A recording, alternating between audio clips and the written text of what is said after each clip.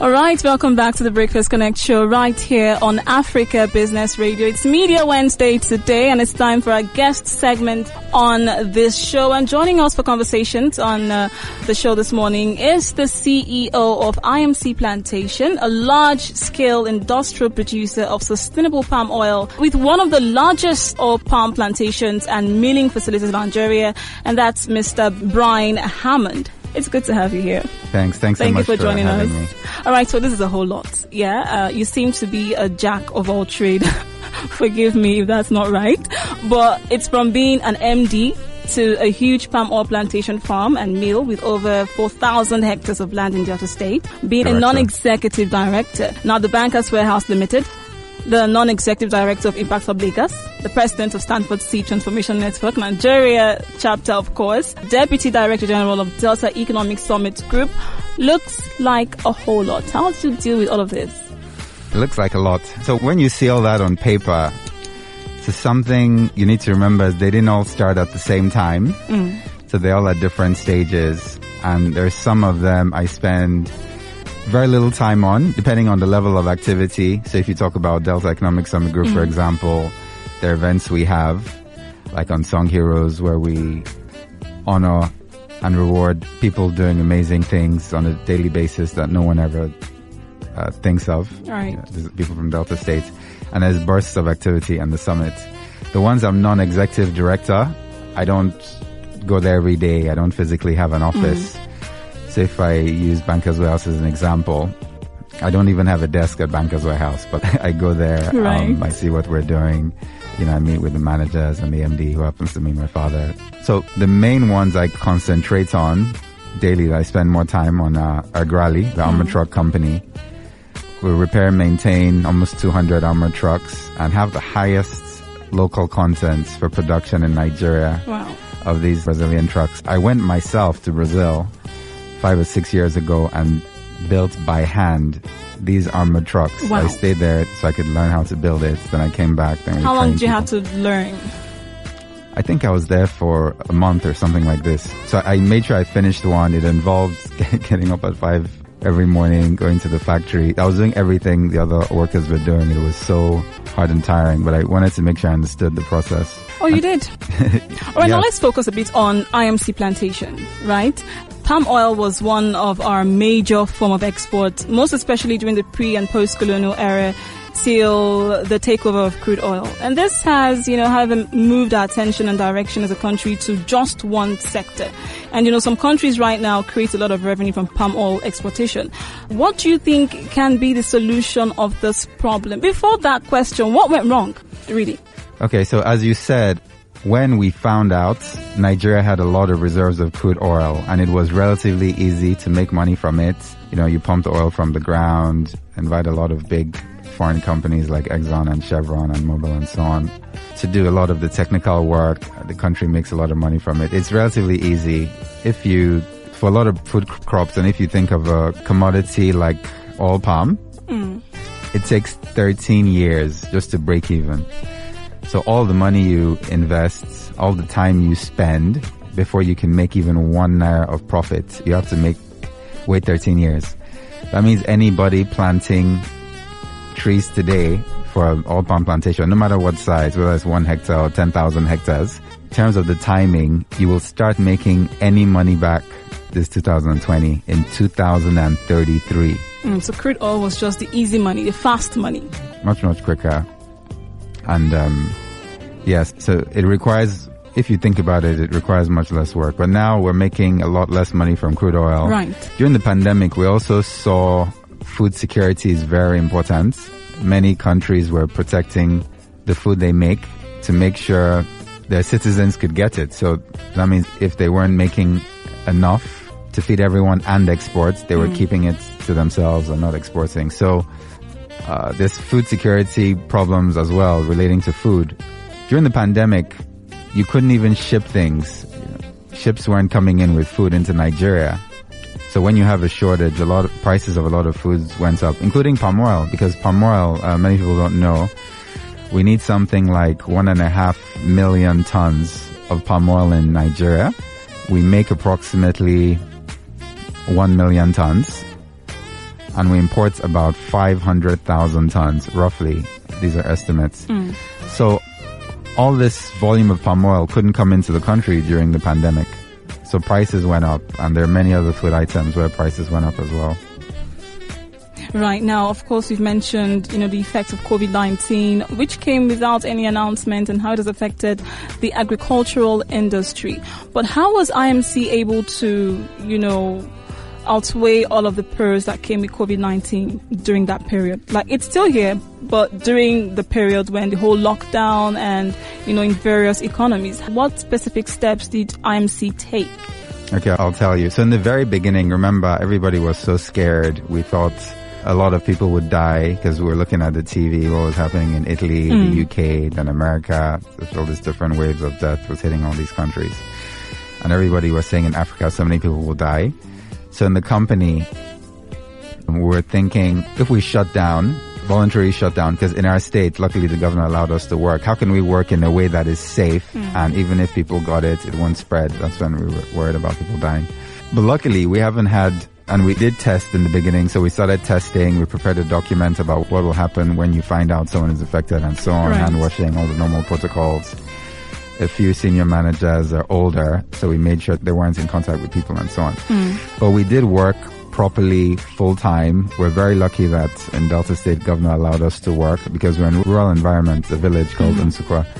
So we're not industry and company that it affected the same way it affected many people. For us, practically, we produced as normal, and that was amazing that could happen. But what happened was it increased the healthcare costs because we had to pay for COVID tests for staff and so on several times. And also, and this affected many people, Nigeria doesn't manufacture a lot of equipment. So especially large and small equipment that we get from abroad, especially Malaysia, we had to import by air. Imagine importing, like for our mill, which makes the palm oil. Imagine bringing in something that weighs the size of an SUV that would normally come by sea, but by air on a plane. Imagine the cost of that. That's a lot. I'm sure even sending a letter by air is expensive. But this is what we had to do. We had to bring in parts worth a few tons by air. So it was very expensive.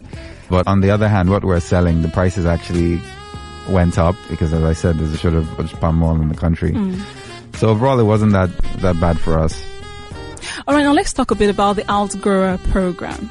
Your company is in the process of building this really large Outgrower program for small oil plantation farmers. Tell us more about this. Okay. So in 2018, when I attended the Stanford Seed Transformation Program, which I became a president of the chapter here in Nigeria on Saturday, it made us really think about what our companies should be doing, not just to make money, but to help our local community and the country in general. And I had thought of this before, but when you get into your day-to-day work and all the daily problems running a company, you have a long list of all these things you want to achieve, and you sometimes put these bigger things aside. Right. So something else I want to say now, in case I forget later, is anyone who has a company, your vision for that company, always try every day to remember what it is and start, working on that. Don't say you want to wait till you are, massive to start taking those steps. Yeah, so I was thinking of how could we help these very small farmers who don't have the resources we have. Let's say you have a 5-hectare farm, 10 hectare, 50 hectare, whatever the size is. And you cannot, like us, import high quality seedlings. You can't get good fertilizers, or even if you can get good fertilizers, it won't be at a fair price. It'll be very expensive because you're buying it in small quantities. You might not even know the best practices for plantation management. So we thought, why don't we offer these services? So give them seeds and on credits, which we've started doing now since last year. We plan on providing them fertilizer as well, giving them training. And then I've even added other types of training like financial literacy and even healthcare, medical training as well. Because in rural areas, unfortunately, they're not supported the way cities are. So in Nsukka village and the surrounding communities where we are, something like a 30-kilometer radius, we have these services. And the whole aim is to triple their incomes, because right now they make very little money because they don't have the right seeds. They're not managing their farms properly. So we hope in the next 5 years, if they do everything we teach them and everything works out, they can triple their income, have more money for themselves. They can send their kids to school, have better healthcare and so on. Improve the lives of the people generally. Right. Now, in Nigeria, we are currently still very much in the spirit of the independence. I mean, sometime in 1960, the independence came with the expectation that local production would perform incredibly well for the new nation. And now 60 years have already gone past, and the country's agricultural sector has gone through various phases of policies and development. Being in the agric business for a number of years in the country, what major agricultural policies and projects would you consider a significant achievement or even a shortfall, especially, based on its effect on the business? And of course, how do you think they can better be implemented for sustainability? Okay, yeah, that's a really good question. So one of the policies I've liked, and luckily successive governments have done it and have agreed on this, so Jonathan's time, Buhari's time, is you can get these relatively cheap for Nigeria, 9% CBN loans, government loans. And this is at a time, like when it started, local interest rates were 20-something percent, although they're a bit less now. So agricultural sector and manufacturing, some other sectors can get these cheaper loans. So that's really good. The downside is, and it's affected our own ability to get it, is the collateral requirements to get these loans are very high. You normally need to have a bank guarantee, which means you have the equivalent money in the bank or something similar. Or have, massive buildings in expensive parts of Lagos like Ikoyi VI, also in Abuja, to use as security for these loans. And if you're a typical farmer, you will not have these things. So usually it's only the large listed companies and maybe the farms started by foreign companies and foreign governments that are able to access these things.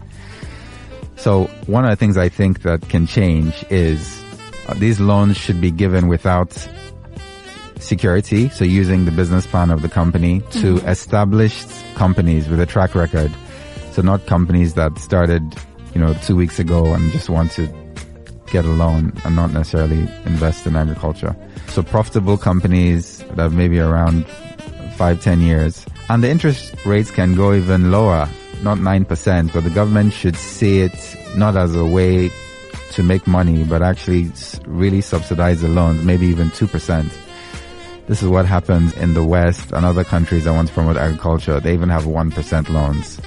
Because what also happens is when the loan is cheaper, the food price can be cheaper as well to the end user, the price in the market, local market, the price in the supermarket. And you can also better compete with all the cheap imports that come into the country. Right. Now let's take it back a little bit to the Outgrower program. It's currently ongoing right now, right? Yes, although this is our lean season. So the first half of the year, we make 75% of the money. So right now the production is very low, but it is so beneficiaries of this program are farmers in Nsukka and neighboring communities alone. Yes, about 30 kilometers because of transportation costs. Right. All right.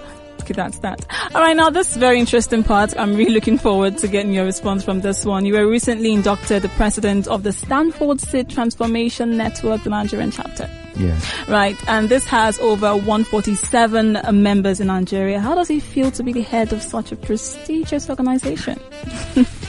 Yes, it's an amazing feeling that all these members voted for me. It means they trust me, and not just me. We have an amazing EXCO team as well, the new EXCO team.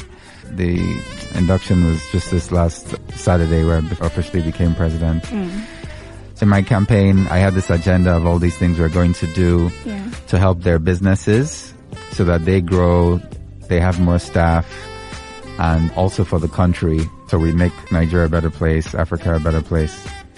For example, this Christmas, we're going to have a hamper, Stanford Seed hamper, where we're going to put products made by Stanford Seed companies in the hamper and everything made in Nigeria, sell it that way within ourselves and to outsiders. We do trainings for startups and so on.